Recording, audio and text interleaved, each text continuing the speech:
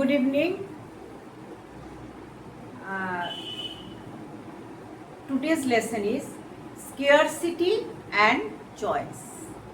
We have discussed in our classes about what is economics, scope of economics, normative positive economics, so and so, difference between microeconomics and macroeconomics.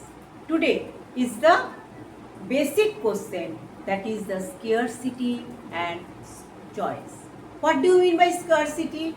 Scarcity is that which is not affluent in supply. We live in a world, we live in an economy where scarcity is the main problem. That is, according to our demand, supply is not. Supply cannot satisfy our demand. So scarcity arises. Scarcity, we can say scarcity of natural resources. But there is a question, when there is a scarcity of resources, we have to make a choice. That is, make a choice means as the resources are limited in supply, our demand is more than supply of the resources, so we have to make choice which good is important to produce. Suppose you take an example, we have a piece of land. This land can be used for two purposes. One is for paddy production and other is for wheat production. If we use it for paddy production, we have to sacrifice it for wheat production. So opportunity cost of wheat in terms of paddy, it is called the opportunity cost, and opportunity cost arises from the scarcity, and that is the question of choice. So opportunity cost is a important thing in economics. Opportunity cost, where opportunity cost arises due to the scarcity of the resources. I have repeated my example again. We have a piece of land. That land is used for paddy or for wheat. If we take it for paddy production, we have to sacrifice it for wheat production. So we can say the opportunity cost of wheat in terms of paddy. So I hope that you have understand about the opportunity cost. Okay, next we have come to the basic problems of economy. The basic problems of economy, there are three basic problems of economy. Number one, what to produce. Number two, how to produce. And number three, for whom to produce. These are three basic questions of an economy. What to produce? What to produce, that means we have to take decisions, we have to make choice which goods are needed for a society. That is called what to produce. The second question is how to produce. How to produce, there are how to, when you tell about how to produce, that you are concerned about the technology of production. There are two types of technology. One is capital intensive technology and other is labor intensive technology. Capital intensive technology requires more capital and less labor. So from my example, from my discussion, you can say that capital intensive technology is applicable in which country? In capitalist country where capital is more and labor is less. And other is labor intensive technology. Labor intensive technology means where labor is more and capital is less. So this which technology is be used, that depends upon the economic system. In which economy capital is more, we use the capital intensive, and in which economy labor is more, we use the labor intensive. Naturally, in India, we use the labor intensive technology.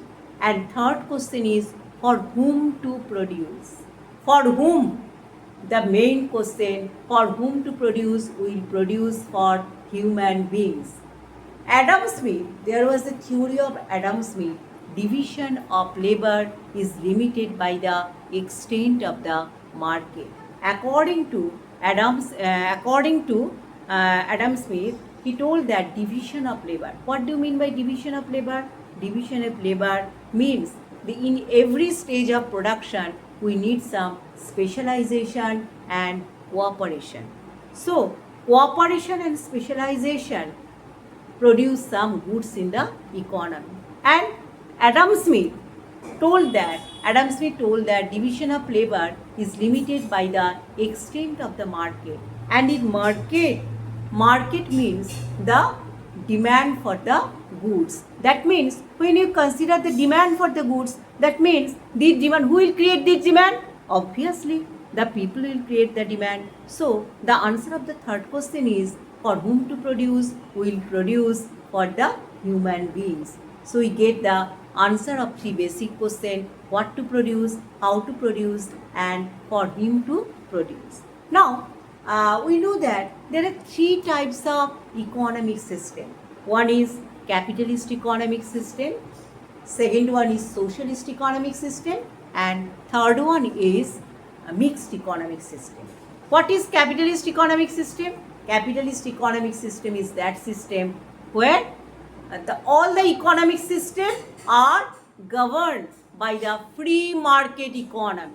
Free market, that is called the capitalist economic system. It is called the laissez-faire economic system. Price mechanism controls the economy. That means price of a commodity is determined by the demand and supply. So, under capitalist economic system, the basic problems of the economy, what to produce, how to produce, and for whom to produce, are answered by the free market economic system. Market will determine what to produce. That means the supply and demand will determine the what to produce, and they will determine how to produce and for whom to produce. So price mechanism plays an important part in the capitalist system. That is called, Marshall told it, invisible hands of production.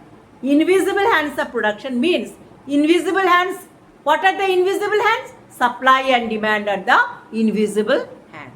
Next, we come on socialist economic system. In socialist economic system, all these three, what to produce, how to produce, and for whom to produce, are controlled by the state. There is no free market system. There is no price mechanism. What to produce, how to produce, are all controlled by the state. State is the supreme authority to control all the things. Next one is mixed economic system. In mixed economic system, what to produce, how to produce, and for whom to produce. Mixed economic system is a combination of state and private sector. So some parts are controlled by state and some part are controlled by free market. So in this class, this is the all about the economic system and basic problems of the economy and how the basic problems are solved under different economic system. Thank you.